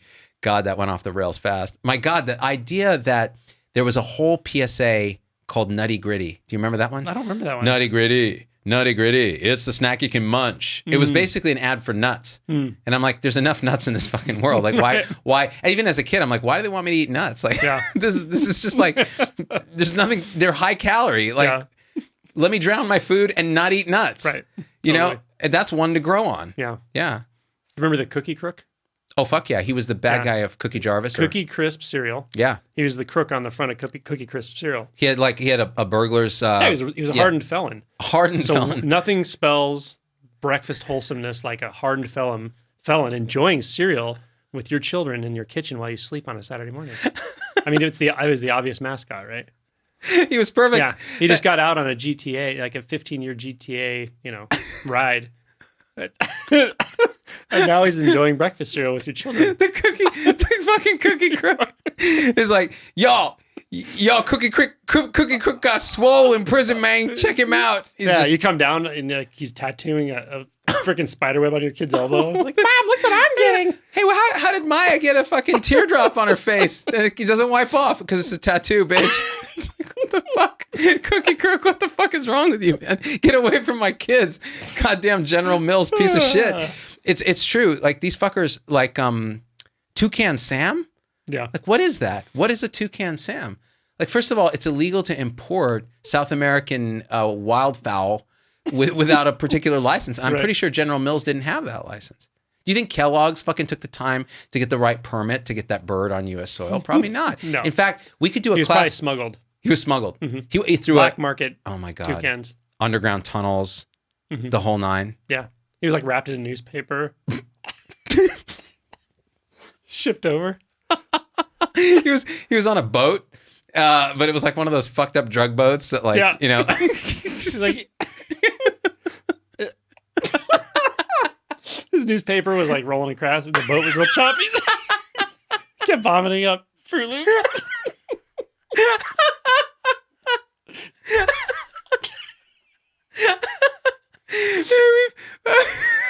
We've done no drugs. Have had I swear to God. This is enlightenment and pre-enlightenment. Enlightenment, pre-enlightenment. Count Chocula. Fuck yeah, Linda. Count Chocula. Like the guy was a vampire. Undead. Undead. Undead.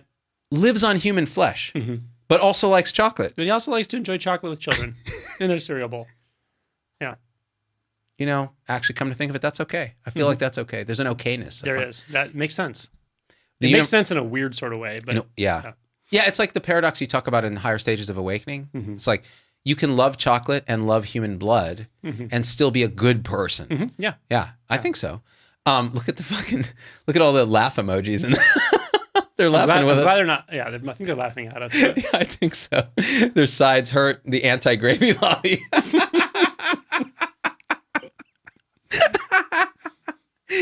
Yeah, we really can't release this like to the wide public. I mean, we could. I don't care. Do you care? You probably do care. I care too. It's just like, when I'm just joking. It's I don't know that I am. Like there's some things that if I release to the public, I get so many angry emails that it's just taints? not. I mean, is there people who are sensitive about taints? This is what will happen. No, seriously, this is what will happen. I'll get a letter from a mom who's like, normally Z-Dog, I love you. And I really love your stuff on vaccines. But you need to understand that you are ableist. And I'll say, I'm sorry, I don't know what that word means. It means you are biased towards people who have functional taints. You think it's funny, your fucked up friend who thinks he's awake, this guy, he thinks it's funny to make fun of taints being, a double accessory taint. Do you know that my daughter has an accessory taint? You're a taintist. I am a taintist. You're a taintist. I'm an elite. Yeah. Yeah, it's an ableist taintist. You know what? This is the thing. I list my taint's pronouns on my email because I don't want people to call it they. Well, now there's reverse taintism too. Oh, what's that? You know what I mean? What's that? Well, it's having a problem with somebody who is a taintist themselves, right? Oh, right. Yeah. Right. It's like, just because you were born with taint privilege. That's what I was getting at. Your taint was perfect and smooth and had like just one perfect gray hair on it, just right in the center, just like everybody wants that. Like there's so much karma in that taint, like it's clearly, but yet you refuse to accept the fact that some people are born in taint circumstances where they're truly tainted. Yeah, like they can't get a job. In fact, or taintless. Taintless. Yeah, that was another movie, Taintless in Seattle. You've got taint. People are so offended by every single thing. It's nauseating. Sunshine Rotten. Dude, that's a great name. Sunshine Rotten. I don't think it's pronounced rotten, but I mispronounced it rotten. Look at all the fucking laugh emojis. Release it publicly, Deborah Johnke. Tears. We should just cut out that part. No. So this is what was the offensive part? I don't know. Oh, no, there's no offensive part. Oh, okay. It's all offensive. There's no part. It's just like when you say reality doesn't have parts. It's just this. All offensive. We release all your woke shit, all the interviews we did, that just freaking transformative shit. People get to know you as this thing, and they get to know me as your sidekick. Then we undermine their entire belief system by releasing everything from Captain Crunch. I mean, like everything from the cookie, the taint, all that just goes in a supercut. That'd be awesome. Of us just laughing about dicks, and see what happens. See if it jars their discursive mind into just shutting off, and we wake up the world. What do you think? I think it's a great formula. Are you all in? I'm all in. Are you all out of love? I'm all out of love. I'm so lost without my taint. I don't know the rest of the words. Oh, Nick Allen, who are you going to call? Taint Busters. Taint amount, Debbie Janke. That's good. You've got taint, Ashley Stewart. This is triggering my taint anxiety, Amanda. That's the other thing. People with PTSD, they're like, could you put a trigger warning on anything you do that has to do with taints? The traumatic taint injury. TTI. The bike without a seat sort of thing. That happens. I get paged when I was doing trauma surgery as a medical student. They had a special taint pager that would blow up whenever there was a. There was usually like a level 1 taint trauma. A level 1 taint trauma. We were a level 1 taint center. A taint center of excellence. We were a magnet facility. What was the symbol on the sign? Like, what was your logo? It was a T with a dollar sign on it.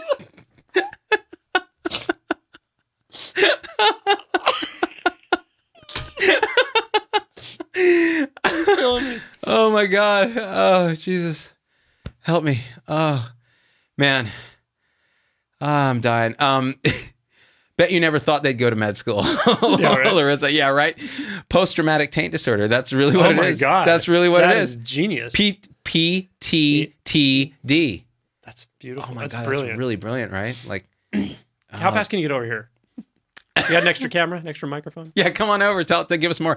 The thing is with the taint, when I was a volunteer in high school, this is a serious story, I'm not even joking. Like, this is what kind of made me want to go to med school. In high school, I volunteered for an air ambulance that was part of a specialized, because everything's specializing now, and it was the taint transport team, acute, and they would only fly to the only level 1 taint center west of the Mississippi. And it was in Albuquerque, New Mexico. And we were based in San Francisco. So you'd be flying like 6 hours with a fucking taint, like on ice, that like a homeless guy had just died, coded on the street. And the harvest team, I was part of the harvest team too. Like we'd hear tell like, oh, homeless guy hit the deck on like 27th. And we just, land it right on the sidewalk, get out. I was the one who always carried the fucking cooler. And, with a taint, this is the difference with a taint. You can't use regular ice. You have to use dry ice because it sublimates in a way that actually preserves the taint. Because the taint is a very vascular organ, but it's paradoxically also avascular. So it's only avasculated by lymphatics. So it's pure. It's the only organ in the body that's only got lymphatics. There's no blood. That's why you can cut a taint and it oozes taint milk. It doesn't. Taint milk. Kyle. Well, when you said this is a serious story, like I actually believed it for a minute until you went down the path of the taint helicopter. But it made me think of a real story that, so when I was on spring break, my second year of med school, right? So my friends and I went down to Mexico. And we're doing like the typical Cancun thing. We're getting shit-faced. We're having fun, going to the bars and all this stuff. So we go to this bar, and like a lot of my friends had already gone home. We've been drinking all night, having a blast. And there's like 2 of my friends still there, and one of them is like that guy that's like the craziest dude you ever want to hang out with. It's always those You're guys. kind of a little scared of going out with him, but he's just a blast, and he'll just do anything. And so he ordered this weird shot. And I didn't know what he was talking about. Like he ordered this shot from the bartender, and he was kind of speaking Spanish, but I was like, I don't even think this guy knows Spanish. And the bartenders were laughing. They were talking to each other behind the bar and laughing, and they poured this drink for him. And it was out of a bottle called Dos Taints. And he drank the shot. It's weird, right? He drank the shot, and he just was like completely out of it. Like we were like carrying him home drunk. Like I was like, this guy's drugged. I don't know what to do about it, And so we're halfway home, and these dudes, we notice these guys are following him. Like they're actually like following this. They drugged him, and now they're following him. Oh shit! Yeah, right. And we kind of are like, oh shit. So we step around a corner, and we're just kind of like hoping they would like lose track of us. And we're gonna like run up this alley and try to get around to our hotel we're staying in. And we come around this other like corner, and this dude like hits me over the head, knocks me completely out. Like is the only traumatic thing that's crap. Yeah. And then I don't know what the heck. I like am out of it. Like I kind of remember what happened after that, but I kind of don't because I was drunk and I got hit in the head. And then my other friend, I just heard footsteps. Like I don't know if he ran away or what happened, but our drugged friend, like I kind of came to like a few minutes later, 5 minutes later. I'm like, where the hell did this guy go? And my other friend must have ran away. So my drugged friend just disappeared. Right? Oh, just not. Yeah, he's like nowhere to be seen. And I'm like, what the fuck? It's like if you're ever in Cancun, you go to the police, they don't give a shit. They don't care. They don't. They'll pretend they care, but they're like whatever, And so I'm like, shit. I'm like trying to call the guy, go back to the hotel. I'm like blowing up everyone's phone and trying to figure out what's going on. And so then we actually get a call from the police like the next morning, right? And they're like, you got to, we found your friend. Oh yeah. So we go down to the police station to get him, and he's like in a wheelchair. Yeah, and he's like kind of out of it, and he said he just got out of the the hospital had found him somehow, or someone found him, brought him to the emergency room in the hospital, and he had a big bag of ice like on his groin. He was sitting on a bag of ice, and it turned out they had removed his taint and sold it on the black market. You ever heard of that shit? I didn't even know that could happen.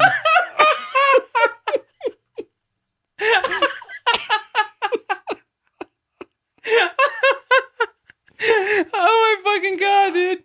I was starting to feel for you and shit. I was like, this poor guy had a concussion. That's why he woke up. Someone clocked him over the fucking dome. It's the only time I've ever had a trauma, man. And then they found him the next day. Fuck you. That was brilliant. That was improv right there. That was present moment channeling the universe. The universe just told a taint joke. Damn straight. It just used a mouth. I don't even say your mouth because there's no you. It's just a mouth. And a taint. Just laughing. Did he wake up in a bathtub of ice with a note to call 911 that he was missing his taint? Melissa.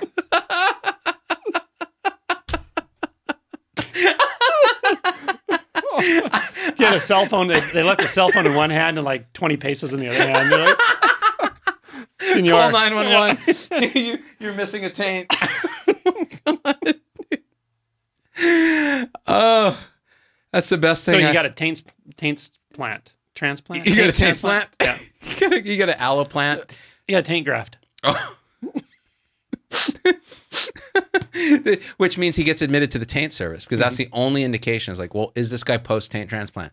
Because if not, he can go to urology, he can go to GI, he can go to proctology, it doesn't matter. But let me just ask you, this is what they'll say on the phone. Was this guy admitted for his taint? Was that primary diagnosis? The primary diagnosis. An ICD-9 taint code. You remember House of God? Did you ever read that with Sam Shimon? Yeah. So, by the way, the author's become a friend. He's fantastic. Really? I'm getting him on the show again. He's writing a new book. He's fantastic. But he, there's a part of the book that his editor made him delete, and it was exactly this. You raise the height, the bed height to ortho height if you want to break a hip. You raise it to neuro height if you want to have them hurt their head and you transfer them off your service to that service. Well, you would actually lower the bed to taint height if you wanted to risk the taint, because someone might walk by and kick right in the taint, cause ischemic damage, like an immediate Fournier's gangrene of the taint. Yeah, ischemic taint is like a surgical emergency. You never let the sun set on an ischemic taint. I learned that as an intern. Never let the sun set on a perineumonic effusion or an ischemic taint. Those two things got me through residency. I'll never forget the first time I felt taintular crepitus. It was so distinct. Just it was like squeezing on a Rice Krispie bar. It just snap, crackle, pop. Yeah, like a Rice Krispie bar that kind of been left in the sun. It's kind of warm and squishy. Oh, but still crunchy. Yeah, and fistulous, which is strange. That's the other thing. Taint 3.0. Nick Allen. Love it. 1-800-TAINT. Juliana Cocola. That doesn't even work, but it looks like it does. It almost looks like it fits. I would dial the number just in hopes that it would reach something at the other end. It's meaningful. What is this? Risa says, I've said this before, I'll say it again. This is the best live in history. You have made history here today. On several levels, only one level, the level of the taint. So, no to public. So, Sandra Trevino, keep this one on the taint privacy protocol. That's true. Full HIPAA on this because, we wouldn't want this to get out, leak to the press. Could you imagine? Like Michael J. Fox's taint leaks to the press? Yeah, many people don't know that he also was a taint transplant. Really? That's why he's so puffy. It's all the anti-rejection meds. What would we do, baby, without taint? Sha-la-la-la. 80s shows, what's your favorite? Or do you have many Knight Rider. Oh, God, so good. Knight Rider was pretty damn good. So good. Michael Knight is a man who does not exist. Yeah. And the little... Yeah. Hello, Michael. It had it was slightly effeminate. Yeah. Hello, Michael. I noticed your taint is a bit warmer today than usual. Would you like me to adjust your seat position? Oh, yes, Michael. How is that, Michael? Would you like me to turn on your taint warmer?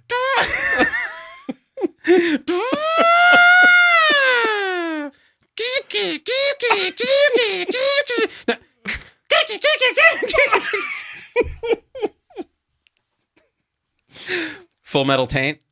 Man, that is so good. Taint writer Carissa Davis. Fuck, yeah. Oh my God, Michael Taint is a man whose taint does not exist. Taintectomy, adataintomy. Wow, man, woo, Amanda. Add a taint to me. Add a taint to me. Family taints. Amanda. Taint's the word. Melissa. The A. No, Vanessa, you got it wrong. It's the A taint. That's right. Like. Why there's a reason they called him Mr. T, right? He had the longest taint in the business. Everyone knows this. I pity the fool who don't have a taint like mine. That's right. His name was BM Baracus. Yeah. Yeah, a lot of people don't know that the mohawk, the shape of his mohawk, is symbolic of his taint shape. It was a perfect landing strip, just like his taint. I knew we could do a whole show on taints. Yeah, we did. I challenged him this morning to do a whole show on taints, and I believe we rose. Has come to fruition. We rose to the challenge. The monthly taint exam. Don't forget. That's true, Risa. The self taint exam. Very important because the STE. A lot of young boys, like you teach them, you go, okay, listen, it's going to feel weird. Might feel good. But you have to feel in semicircles, like clockwise, like a little clock. Start in the middle of the taint and work outwards. And when you reach anus, reverse, like wax on, wax off. And then when you reach balls, reverse it the other way. And that way you never miss any like occult taint stones. Yeah. Sometimes taint lesions. Taint lesions, right. Taint lesions. Taint erosions sometimes can mimic superficial cancers. The differential diagnosis for taintopathies. They're quite. You can actually go by system. Like, is it a neural based issue? Like, is there nervous taint? Some people just call it nervous taint, irritable taint syndrome. Which, like you're sitting for an exam and suddenly you get the spasm of the taint. Yeah, the spasm only in your taint. Only in your taint. What is the muscle that What is the muscle of the taint? Do you know? The cremaster. It is the cremaster? No, but I just love the word cremaster. Yeah, so do I. Yeah. No, I don't know. Cremasteric reflex. Yeah, the cremasteric reflex. It's the greatest. We used to... that's my favorite thing about surgeons. I finally figured it out. They know the muscle underneath the taint. They could probably... They could almost certainly name it. It's the abductor taintonis. Do you have any surgeons watching this? Let's ask. Does anyone know the taint muscle? Yeah. Tell us what the muscles are in the taint. Stat. Taint no way you're not high, says Danielle Allison. We're not, neither one of us. That's the beauty of whatever this is. Taint cancer is real, Z, with an eye roll. Liliana. That's hilarious. My achy breaky taint. Sandra. Oh, Sandra. Really good. Taintathon for taint restoration research. Debbie Jonke. That's good. Taintathon. Like Jerry Lewis. Yeah. For mere Sally Struthers sitting like for mere pennies a day, you could save this man's taint. It's just like some fucking Taint Trek. Ronald Vector Stokes. Oh man. Stardate 71653. My taint has been boarded by Klingons. Like really? That's almost sounds right. Yeah, you did ask to see the captain's log.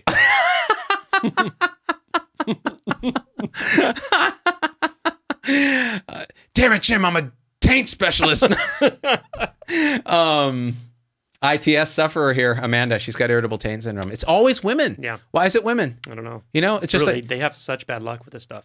Interstitial cystitis, the constant taint spasm. Taint spasm's the worst. Yeah. Yeah, but then guys don't believe them. They go, you know what? No. It's all in your head. You have status hystericus, whatever it is. And then you find out, you do a TKG and you see depressed T waves and you go, shit, she's having a taint attack. Like this is, you better get serial fucking taintonins. Well, actually now you can get an EMG study of the taint. They just put a bunch of probes in it and just shock the shit out of it. They look at the conduction studies inside the tank.